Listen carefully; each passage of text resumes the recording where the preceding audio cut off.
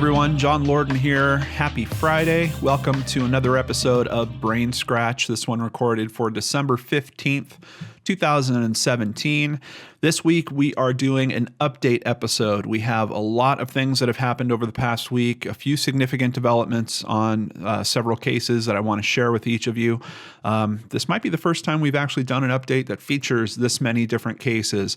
A few of these cases were actually originally Searchlight cases, but with later developments became full BrainScratch cases.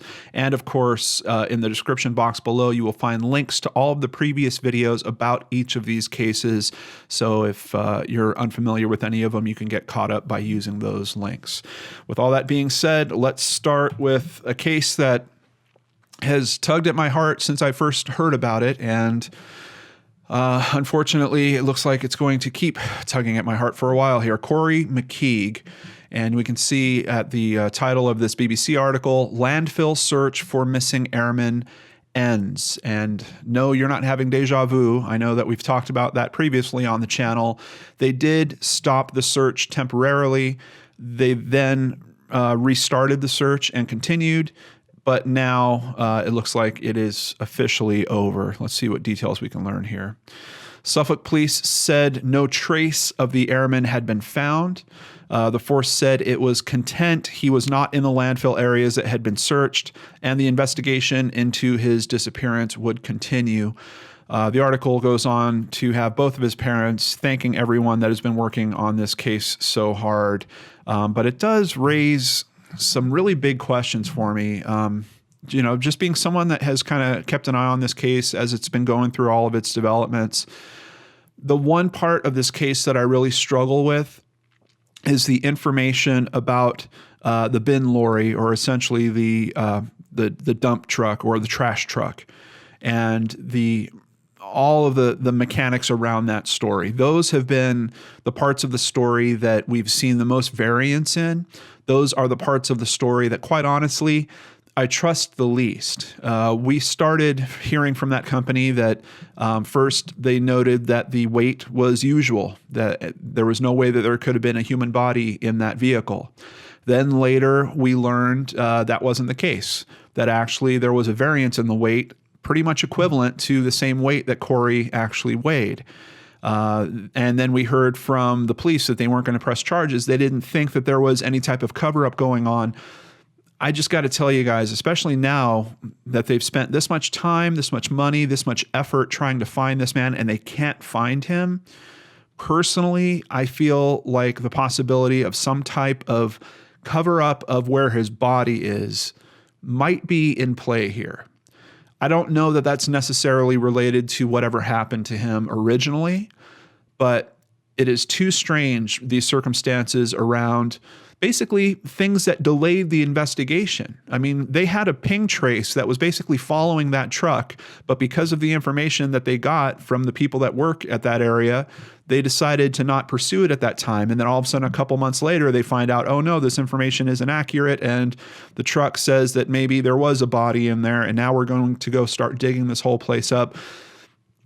It seems to me, I have a feeling that someone there knows more than they're letting on.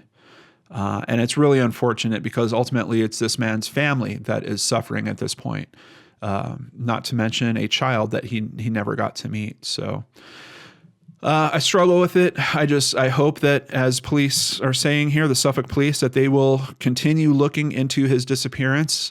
I would be firmly focusing on what happened around that information with the trash trucks. Why was that information so bad? I would be trying to chase that down to understand it better, and not just write it off as, you know, some type of clerical error or mistake that was made by someone. So hoping for more updates on this case. And quite honestly, I'm still hoping for a big update of him being found on this case. His family certainly deserves it. Moving on, we have an update from NPR.org. Do you guys remember the human floating feet mystery that we covered on BrainScratch? Well, December 12th, 2017, we have another foot that has floated up onto shore. Last week, another human foot washed ashore near Suki, Canada, on Vancouver Island, the 13th foot found in British Columbia in the last decade. The most recent foot, with lower leg bones, tibia, and fibula attached, was encountered by a man walking his dogs in the town of Jordan River. Now, if you watched that episode, you know that that is a bit strange for the condition of the feet that are usually found. Typically, they don't have the other bones attached to them. We talked in the previous episode about why. Basically, the ankles and your wrists are extremely kind of weak spots in the body, especially once decomposition starts, and it's fairly easy for, your feet to get separated from your legs. So this is a little bit interesting that the actual leg bones were still attached to the foot, and it also makes me wonder about what type of shoe this was, because part of what this phenomenon is the shoes being buoyant and being able to carry that item. So I'm curious. Unfortunately, this article doesn't have detail on the make or model of the shoe, but I'm sure that information will come out. Here is a very interesting twist in this case. The man picked up the foot and took it home before calling police. For the record, the authorities say, if you find a foot on the shore, you should call the authorities and they'll retrieve it. My mind was blown when I read that. I don't know about you guys, but it is pretty amazing to me that someone would find human remains and pick them up and take them home. Though I have to say, we have heard of other cases where that's happened. If I recall correctly, even a case with a skull where that has happened. So it's not completely out of the realm of possibility. It's just very odd to me. I don't know. Who could see that? And you're not just talking about a shoe, with the foot bones in it. You're talking about this guy took the bottom half of someone's leg home. Really, really blows my mind. There is an explanation in this article. Just in case you haven't seen the last BrainScratch, I just wanted to give you guys kind of the quick reasoning on what's going on in this area. There are 3.4 million or so people in the Seattle-Tacoma metropolitan area. To the north of that, there's 2 million people in or around Vancouver, BC. That means bodies are going to end up in the water for one reason or another: accidents, suicides, and yes, perhaps murders. But in most of these cases they've reviewed so far, it doesn't seem like foul play is involved, though if I remember correctly, a fair number of them seem to be attributed to a potential suicide. If a foot happens to be in a type of shoe that floats, it can end up getting carried ashore. Once again, to the point I was making about what type of shoe this was that was able to carry a whole leg, I'm not sure. Coroners in British Columbia are working to identify the erstwhile owner of the newly found foot. That is a very interesting sentence. Apparently, erstwhile means former. I guess the word former wouldn't have worked there. Very curious. But so they're trying to identify who the foot belongs to, obviously. And then it does mention that of the 12 previously discovered feet, 8 have been identified, and they're tied to 6 individuals. There was 2 cases where both feet had wound up being found. And who's this interesting person that decided to take this foot and part of someone's leg home with them? Mike Johns, the man who found the foot, told the New York Times that he carried it home out of concern that it would have washed back into the ocean or attracted the bear hanging around town had he left it. I don't know if that's completely unreasonable. Personally, if I was in this situation, I would probably stay with it, maybe take my cell phone out, call the authorities, tell them I found some human remains, and I'd probably wait for them to arrive. I don't know that this was the best step for this guy to take. Wow, that sounded like a terrible pun, but honestly, my mind's just still blown that this guy decided to take this foot and take it home. Who knows? There could have been other evidence that could have been found if it would have been found at the proper location. I don't know. Even outside of that, just human decency, I don't get it. Mike Johns, I don't understand your decision, and this explanation doesn't make a whole lot of sense to me, but thank God you did call the police and at least get them this person's foot so they could work this case. Moving forward to another update. This one, I don't even know. I struggle with this one in terms of truth, but we're talking about serial killer Todd Kohlhepp. And he has claimed, and it's been written about a lot over the past week, that there are more victims. So here we have a picture of Todd, and we're going to get a brief description here just in case you don't remember this case. Earlier this year, Kohlhepp, 46, was convicted of killing 7 people and was handed 7 life sentences plus 60 years in prison. He was arrested in November of 2016 after a missing Anderson woman, Kayla Brown, was found chained in a locked storage container. Terrible situation for her to go through. She essentially watched her boyfriend be murdered by this man and then was chained up and kept and used in awful ways by this man. However, Kayla did survive, and if nothing else, we have that small bit to be thankful for, that she was able to get out of this situation and at least survive and continue to live her life. Quote, "Yes, there is more than 7, Kohlhepp wrote in an 8-page letter to the Herald Journal dated November 28th. I tried to tell investigators, and I did tell FBI, but it was blown off. It's not an addition problem, it's a multiplication problem. Leaves the state and leaves the country. Thank you, private pilot's license." So what I'm taking from this, and admittedly, this is not a normal person that, these words are coming from, so I'm not sure if I could really apply my type of logic to it. But the way that he's phrasing this statement, first of all, he's saying the FBI doesn't believe him. I personally struggle with believing him or not, because looking at the gap in time between when he killed the people in the bike shop and then when he was found for what he had done to Charlie and Kayla and another couple that were found on that property, you've got a pretty good gap of years there. And in most cases, I think, the popular belief is that serial killers, once they get started, they do their thing semi-regularly. So I don't know that those were the only occurrences. And here he talks about it not being an addition problem, it's a multiplication problem.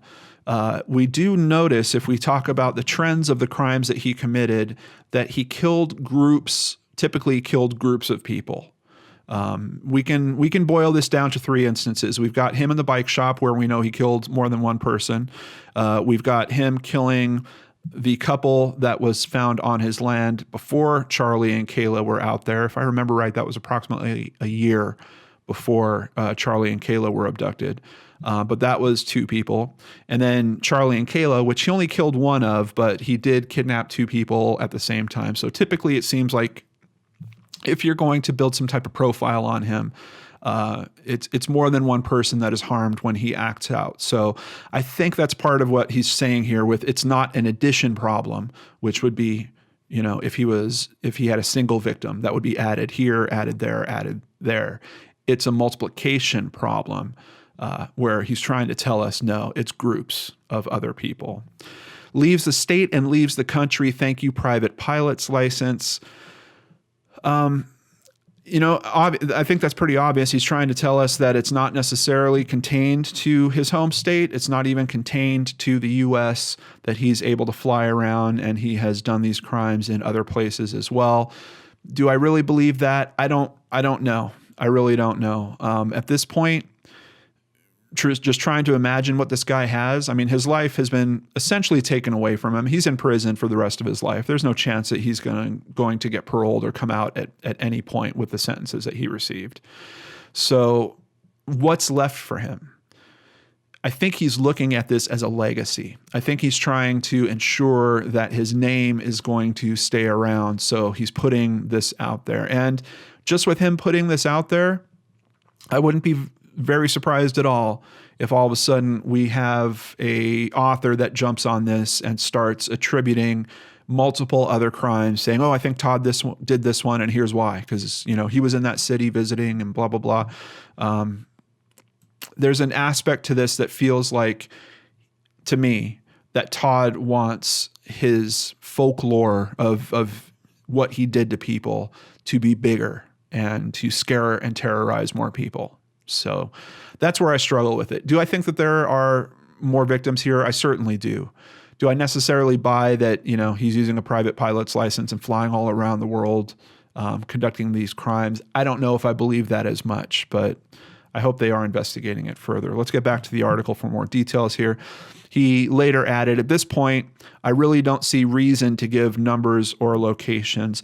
And that's where I really struggle with this, because if I have the intent of him right, if he's really looking to increase the story of Todd Kohlhepp in popular culture, that is precisely his reason to give numbers and or locations.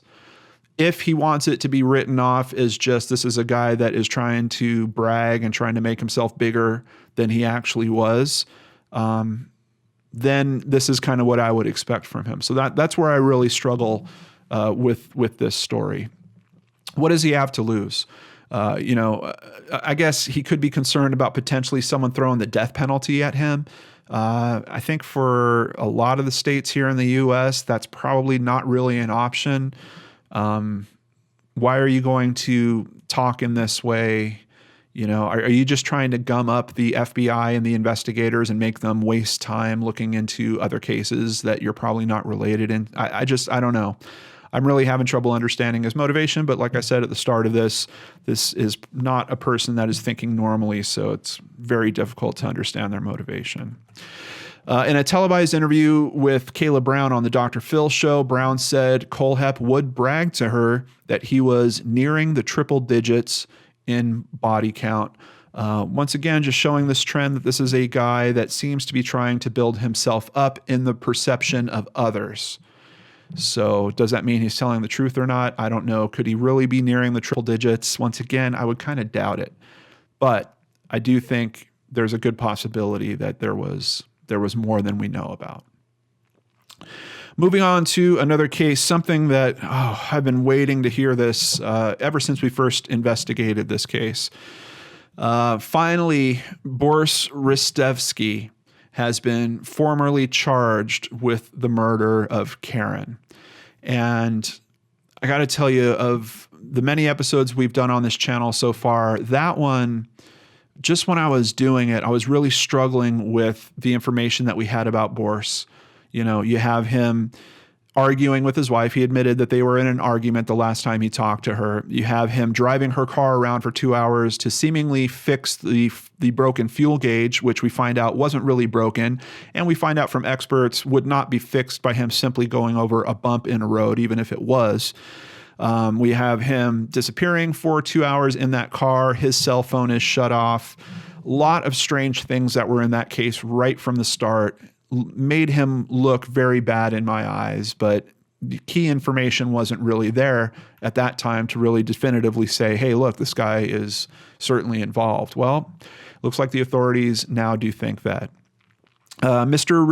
Ristevski is currently in a high security section of the correction system after he was charged with the murder of his wife, Karen, on Wednesday morning. And this is an article from December 14th.